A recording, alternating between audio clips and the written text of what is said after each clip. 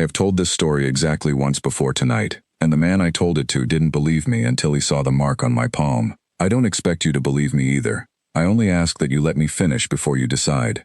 I worked the North Paddocks at the Hollow Vale for 6 years before any of this happened. The Corvain concern owned the whole reserve, 40,000 acres of reclaimed jungle on Caldenholm, fenced and monitored and lit up at night like a small city.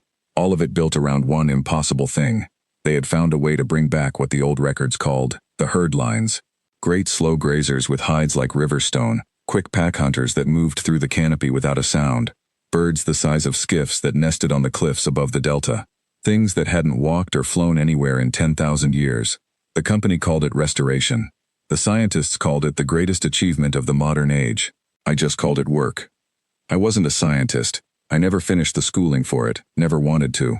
I fed the herd beasts, mucked their runs, patched fences, and sat with the sick ones through the night when the vets had done all they could and there was nothing left to do but stay. That was where I was useful. Not with the gene charts or the incubation logs, with the animals themselves, in the dark, when they were afraid. I had a way with them. I'll say that plainly, because it matters later. It wasn't training. Nobody taught me, and nobody at Corvain could explain it in a paper. When a young ridgeback came out of its shell wrong-footed and screaming, when a duskhorn bull went mad in a transport crate, when the birds beat themselves bloody against wire in a lightning storm, I could get close. I'd crouch low, keep my hands open and low to the ground, and hum, not a tune, nothing you could whistle back. A low, tuneless, breathy sound in the back of the throat, 3 beats and a rest, over and over, patient as tide. I'd learned it as a boy from my grandfather, who'd learned it from his own father, passed down the way old families passed down a way of holding a hammer or salting a fish, without anybody ever once explaining why it worked. It just did. The animals went still, every time. The senior handlers used to joke that I should charge Corvain consulting fees. I never thought much of it beyond that. A family habit, a knack. I remember the first time it happened in front of someone who mattered. I was 23, new enough to the Vale that I still wore my badge clipped where it could be seen, and a ridgeback hatchling had come out of its incubation shell with one leg folded wrong under its body, screaming in that thin, needling pitch they make when the pain is more than the fear. 3 handlers with a decade between them couldn't get within arm's reach of it without it lashing out hard enough to open skin. I hadn't been asked. I'd only been standing near the door when the screaming started, and something in me went quiet and low before I'd decided to move at all. I crouched at the edge of the pen, made myself small, kept my palms open and flat toward the ground, and hummed. 3 beats and a rest. The hatchling's screaming broke apart into something ragged, then something almost even, inside of 2 minutes. The vet on duty that night watched the whole thing without saying a word, and afterward she asked me where I'd trained. I told her I hadn't. She didn't believe me, and I understood why. I barely believed it myself. It was only ever the one thing I knew how to do without having to think about how. Over the years it became something the whole crew simply accepted the way you accept weather. New hires got told, half in jest, that if an animal wouldn't settle for anyone else, somebody would go find Ash. I never charged for it, never asked for it to be written into any job description, never thought of it as anything but a small, private inheritance from a grandfather I barely remembered otherwise, a broad-handed man who kept goats on a hill farm before I was old enough to hold a memory of him steady, and who was supposed, by family telling, to have learned the same hum from his own father before that, back through a line of men and women none of us kept much record of. It was a family habit, the way some families keep a way of tying a knot or reading a sky before rain. Nobody in 6 generations, as far as I ever heard it told, had thought to ask where it had come from in the first place, only that it worked, and that it had always worked, on every frightened animal any of us had ever crouched in front of. The other thing everybody at the Vale knew, and nobody talked about much, was the stone. 6 kilometers into the reserve's deep interior, past the last maintenance road, stood a stele. A single slab of black-gray rock twice the height of a man, half swallowed by root and moss, standing alone in a clearing the jungle had never quite managed to close over despite centuries of trying. Corvain's survey teams had found it before they'd finished clearing ground for the first paddocks, and every scientist the company had ever flown in to look at it had failed in the same way. No seam, no hinge, no script that matched any known tongue, living or dead, though the carving on its face was plainly deliberate, long vertical grooves like the growth rings of some impossible tree, or like a hand had drawn its fingers down wet stone and left the marks to set. Instruments read it as inert, cold as any other rock. The company had put a fence around it eventually, more out of liability than reverence, and a small sign that called it a site of undetermined cultural origin, and that was as far as anyone's curiosity ever carried them. It was dead stone in a live jungle, and after enough years even dead stone becomes furniture. I used to walk out there on my rest days, alone, and sit with my back against the fence and eat my lunch across from it. I couldn't have told you why. It wasn't reverence, not at first. It was only that it was quiet out there in a way the paddocks never were, and I liked quiet. The storm came up out of the delta on a night in the wet season, faster than the forecasts had it, the kind of storm the old hands called a widowmaker, because it took down more fence line in an hour than a crew could fix in a week. I was on the overnight rotation when the grid started failing, not all at once, but sector by sector, containment fences dropping their charge one after another as the substation flooded, faster than the backup generators could climb the load. By the time the duty supervisor got me on the radio, half the north paddocks were open to the jungle, and the herds inside them were already running. "Ash," she said, voice thin with static. "We've got duskhorns loose past fence 9, and I can't raise anyone closer than you.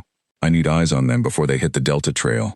Do not engage the ridgebacks if you see them. They're not our problem tonight. Just the duskhorns. They're pregnant stock. We cannot lose them." I went. I want to be honest about why. It wasn't courage. It was that I'd been the one who'd sat with half those duskhorn cows through difficult nights already, knew their voices from each other in the dark, and the thought of them running blind through flooding jungle with newborns inside them was not a thought I could sit still with. The compound looked like the end of something as I left it. Floodlights strobing where the backup power was struggling to hold a rhythm, crews shouting over the wind about a transformer down past the substation, one of the junior handlers standing frozen at the open gate of fence 9, with a torch shaking in his hand because he'd seen the duskhorns go and hadn't known whether to follow or hold the line. I told him to hold the line. Somebody had to. I took a slicker, a torch of my own, and the small kit I always carried on rotation, and I went out past the wire alone, because the storm didn't leave room to wait for a second pair of hands, and because every minute spent waiting was a minute those cows spent running further into ground none of us had fenced for a reason. The jungle at night in a storm like that is not a place that wants you in it. The canopy screamed with wind overhead while the ground stayed strangely still and close. Root and leaf litter turned to black soup under my boots, and every torch beam I threw came back at me doubled and tripled by rain until I learned to trust my feet and my ears more than my eyes. I lost the marked trail twice, found it again by counting paces the way the old hands had taught me, and somewhere in that stretch I stopped being able to say for certain how far I'd come, or in which direction the compound lights lay behind me. I didn't let myself dwell on that. There was a cow out there laboring, and dwelling on being lost has never once helped anybody find their way back. The rain came sideways. I lost the trail markers twice and found them again by feel more than sight. And somewhere past fence 9 the ground began to slope down toward the old interior road, the one that led, eventually, 6 kilometers on, to the clearing with the stone in it.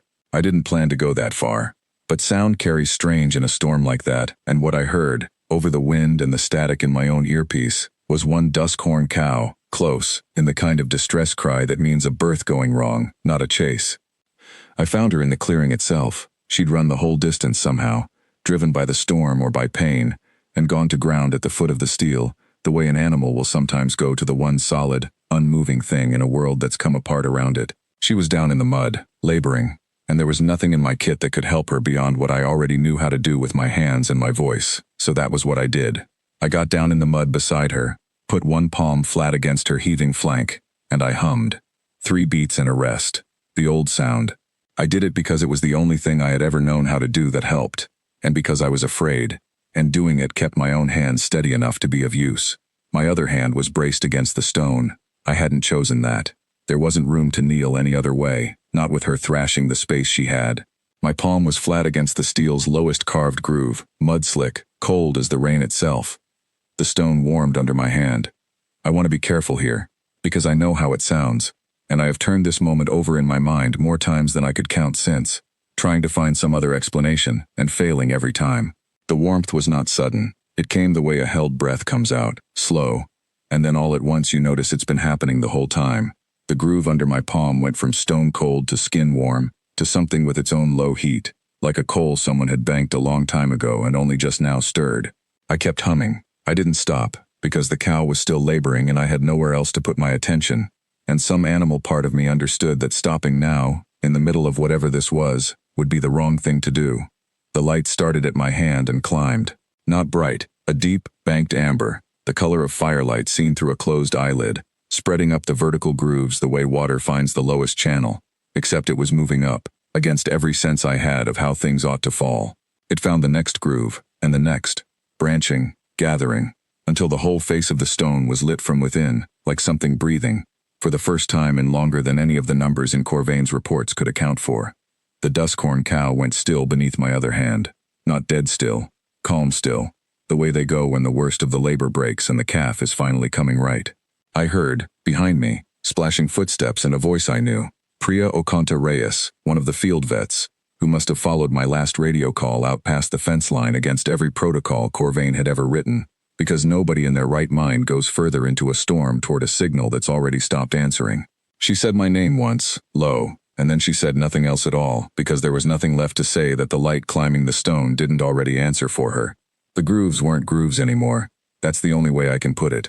What had looked, for 6 years, like the weathered growth rings of some impossible tree resolved, in that light, into a shape with intent behind it.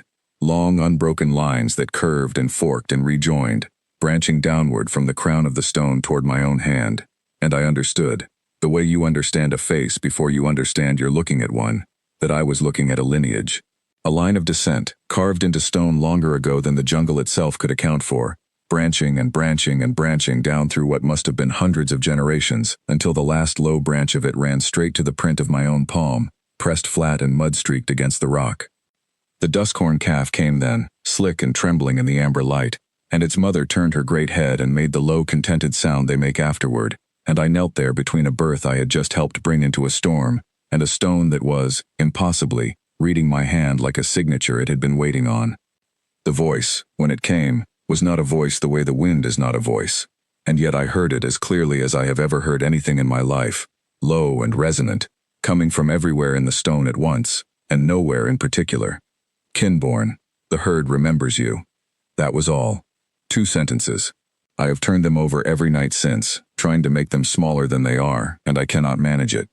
The light held a long moment, banked and steady, and then it began to ease back down through the grooves the way it had come, not dying, only settling, like something very old lying back down satisfied instead of spent.